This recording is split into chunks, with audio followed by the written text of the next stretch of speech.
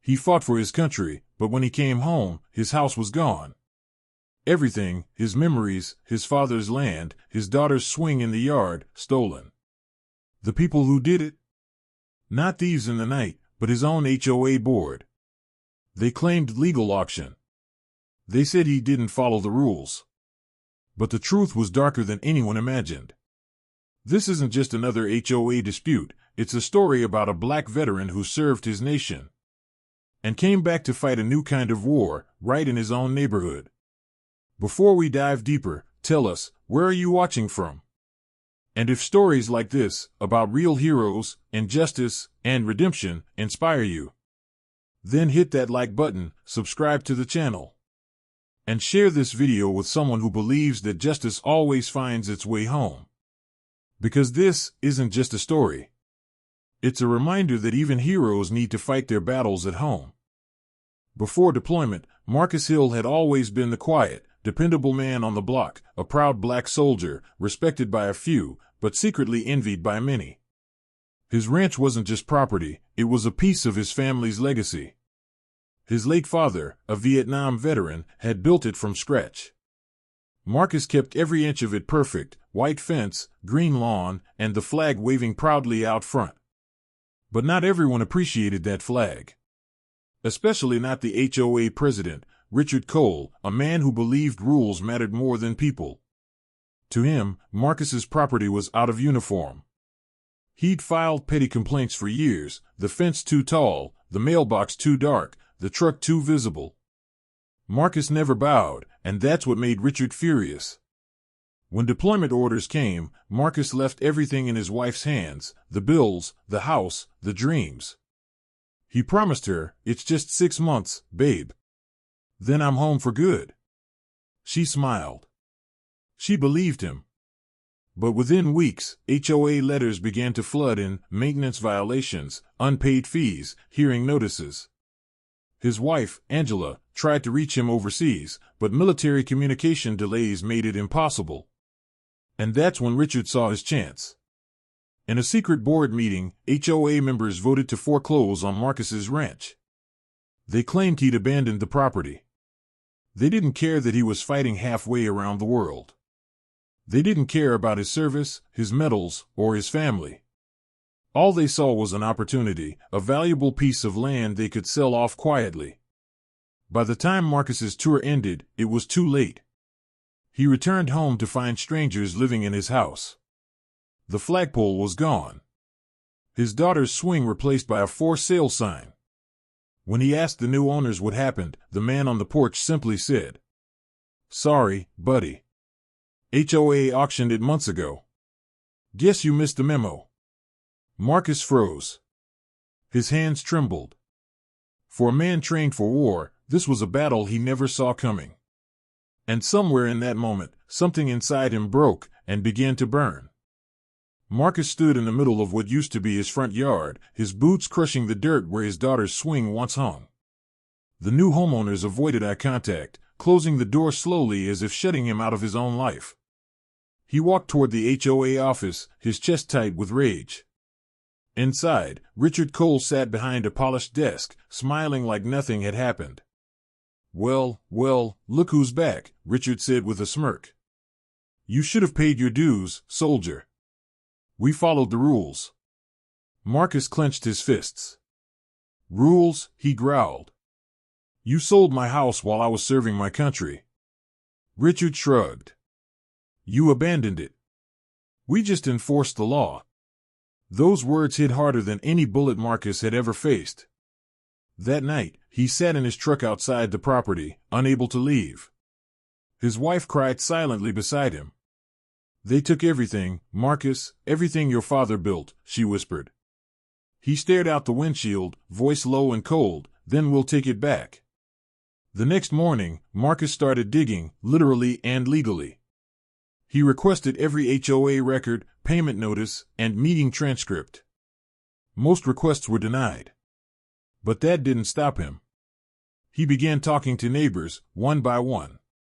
Some were scared to speak, others admitted they'd seen shady board meetings when Marcus was away. One old neighbor, Mr. Jenkins, finally handed Marcus an envelope. Inside were photocopies of emails, HOA board members discussing the foreclosure before it was even approved. There it was. Proof of corruption. Marcus took it to a local attorney, but the man hesitated. They're powerful, Marcus. You'll need more than emails. That night, Marcus got a call from an old friend, Agent Sam Carter, retired FBI. Heard what happened, brother. Let me help you dig deeper. Together, they traced bank transfers, fake signatures, and missing HOA funds. Each clue led to another lie. Marcus discovered Richard had quietly transferred ownership of several homes to shell buyers, all linked back to his own family trust. The deeper Marcus went, the darker it got. He wasn't just fighting for his ranch anymore, he was exposing an entire network of fraud. But Richard knew Marcus was closing in. One night, Marcus returned to his truck to find a note on the windshield. "Back off, soldier, or you'll lose more than your house." Marcus stared at it and smiled coldly. "They took my home," he whispered, "but they forgot, I'm trained to fight back." 3 nights later, Marcus parked across the street from the HOA office. Rain poured hard, blurring the glow of the streetlights. Inside the building, he could see movement, Richard and 2 board members whispering over a stack of papers. Marcus wasn't here for talk anymore. Agent Sam Carter sat beside him in the truck, laptop open, tracing the last few digital leads. "I've got them," he said. "Fake deeds. Same buyer names, different IDs. Richard's wife signed them all." Marcus nodded, jaw tight. "Then tonight, we finish this." They stepped out of the truck and walked into the HOA office. The moment Marcus opened the door, the room fell silent. Richard looked up, trying to hide his panic. "Marcus, you can't be here. This is a private meeting." Marcus tossed a folder on the table. "Then consider this a public reckoning." Inside the folder were printed screenshots, forged documents, fake auctions, wire transfers, all linking Richard's family trust to illegal property flips. Sam placed his phone on the table, playing a recording, Richard's own voice from a board call saying, "The soldier won't even know until he's home. It's easy money." Richard's face went pale. "You recorded me?" he stammered. "No," Marcus said, stepping closer. "You recorded yourself." Marcus leaned forward, voice low but deadly calm. "You took my home while I was fighting for this country. You mocked my service. Now, you're going to pay for it." Before Richard could respond, flashing red and blue lights filled the office windows. FBI agents stormed in, led by Sam's former colleagues. Within minutes, Richard and the other corrupt board members were handcuffed and read their rights. Marcus stood there, soaked in rain and justice. As they escorted Richard out, the man snarled, "You think this changes anything? You can't win against the system." Marcus stared him down. "Maybe not the system," he said quietly, "but I can sure as hell break the men who abuse it." Outside, Marcus looked toward his ranch in the distance, still occupied by the people who'd unknowingly bought it under false documents. But this time, the law was on his side. Weeks later, the court ruled in his favor. The foreclosure was declared void. HOA's assets were seized, and the entire board was under federal investigation. When Marcus finally walked through his front gate again, he carried the same flag he once took to war. He planted it firmly in the ground, rain dripping down his face. His daughter ran to him, hugging his legs. For the first time in months, Marcus smiled. He'd fought for his country overseas. But this time, he'd fought for home. The courtroom was packed the day the verdict came down. Cameras flashed, reporters whispered, and the HOA board members sat frozen as the judge spoke the words Marcus had been praying to hear. The foreclosure is null and void. The property will be returned to Sergeant Marcus Hill. Angela burst into tears. Marcus just sat still, staring forward, his fists unclenched for the first time in months. He'd faced bullets, sandstorms, and sleepless nights overseas, but this battle, the one for his home, had tested something deeper, his faith in justice. Outside the courthouse, neighbors gathered to shake his hand. Some apologized for staying silent, others thanked him for standing up when they couldn't. Marcus didn't hold grudges. He simply said, "Just promise me one thing, don't ever let this happen to anyone else." A week later, he drove back to his ranch, his land, the same soil his father had built their legacy on.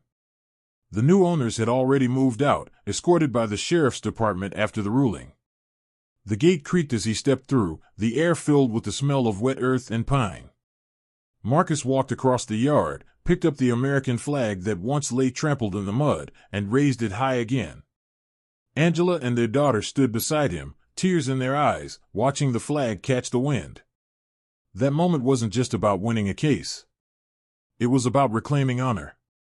About proving that even when systems fail, truth still rises.